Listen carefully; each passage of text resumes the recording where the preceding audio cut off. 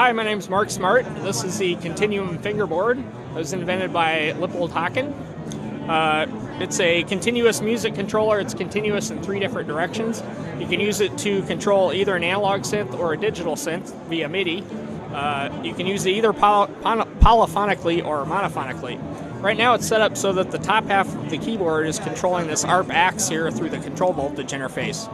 And the bottom half of the keyboard is through Midi is controlling a Reactor software synth, which is running on this Open Labs Nico over here. So on the analog side, what I'm doing here is the pressure of the note is controlling the volume of the sound. Left to right direction is controlling the pitch, which is continuous. You can do slides and vibrato. And I also can set it up so that the front-back position is controlling a different parameter, like I can do filter cutoff. So the filter is now sweeping as I play it higher up here. So you can use those voltages for whatever you want. So the top half, since it's monophonic, what it does is it chooses whichever note you're pushing down the hardest if you're pushing down multiple notes. So you can sort of roll your fingers and get kind of a nice a legato thing.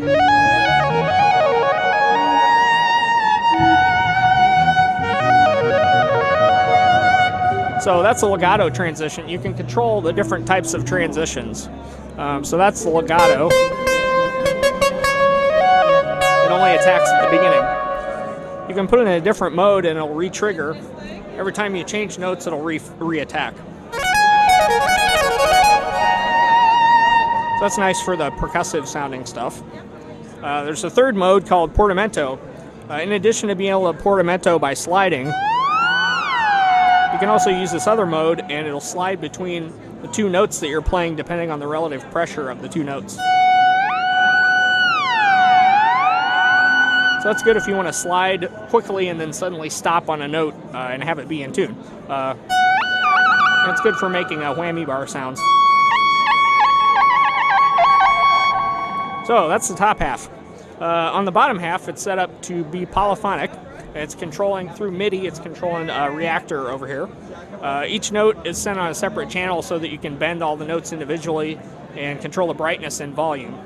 So if I play a chord here, I can control the volume of each individual note separately from the others with pressure. Or I can bend the pitch without bending the others. Or I can sweep a filter of one note without sweeping the others.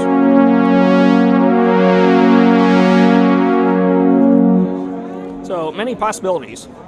One thing that I like to do is use Reactor and put the whole thing in monophonic mode and sort of do a kind of a pseudo saxophone.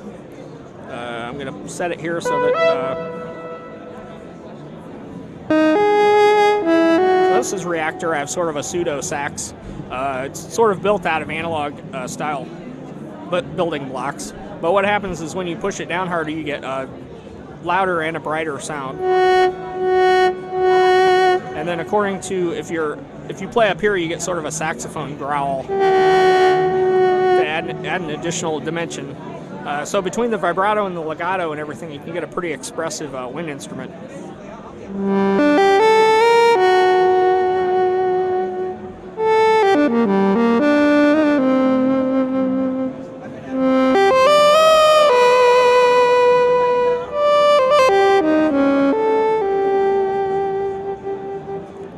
So I think this is, I play saxophone in Midi wind controller, and I think this is just as expressive as that, except it has one more dimension to it and can be polyphonic.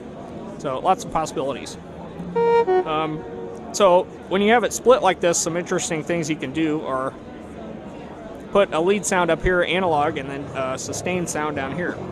So this is kind of an Indian sounding thing. Now at the bottom I'm playing sort of a drone sound with Reactor. And I have a pedal down here that's doing a sostenuto function. If you rock the pedal forward, it will sustain whatever note it was that you were playing.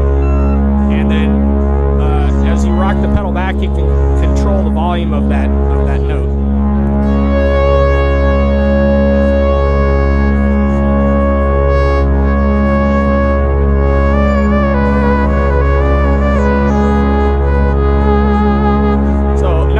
addition that's kind of interesting to the Continuum is the ability to do alternate tunings.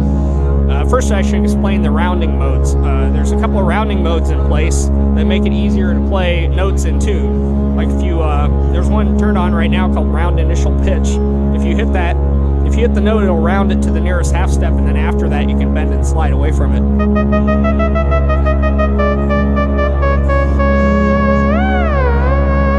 So that makes it a lot more possible to hit chords in tune and do things like that. If you're really hardcore, you can turn this off, and then it becomes like attempting to play a polyphonic violin, which is very difficult. So I usually leave that on. In addition to that, there's another function called round rate, which Jordan Rudis from Dream Theater asked for. With this function, if you play a chord, it will, and then you slide it up and you don't hit it exactly right, it'll slowly round it toward the right pitch. So that's very useful for sliding chords. So because the rounding is there, it's nice to be able to round to things other than just regular 12-tone equal temperament. So for this sort of Indian sounding stuff, it's good to have just intonation. So I'm going to put in just intonation in the key of D flat.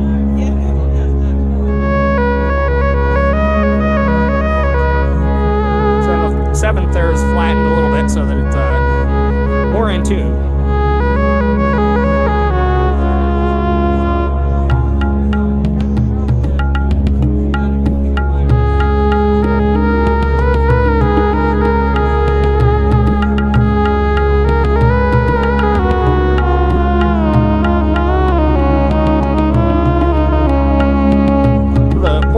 Is really good for doing sort of ornaments in this style.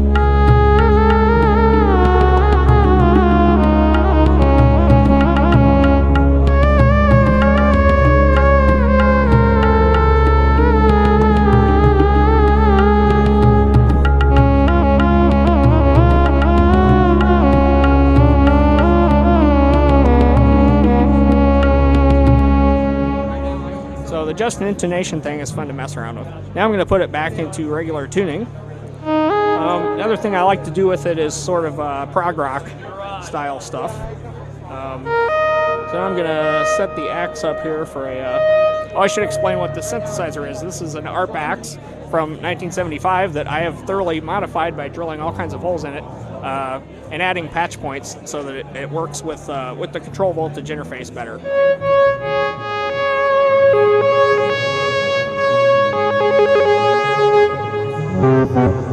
So now I'm going to put the bottom part in a poly mode again. Mono interval off.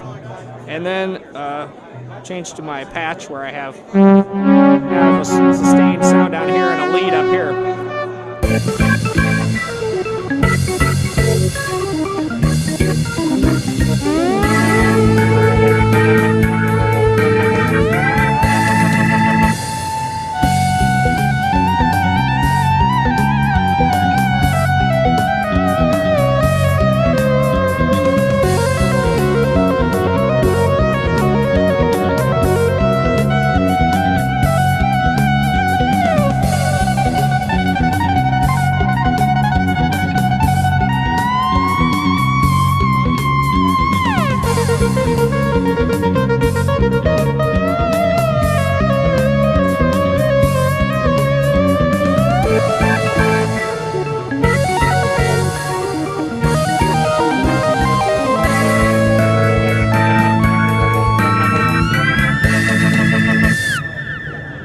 So there it is. That's the Continuum fingerboard, and thank you.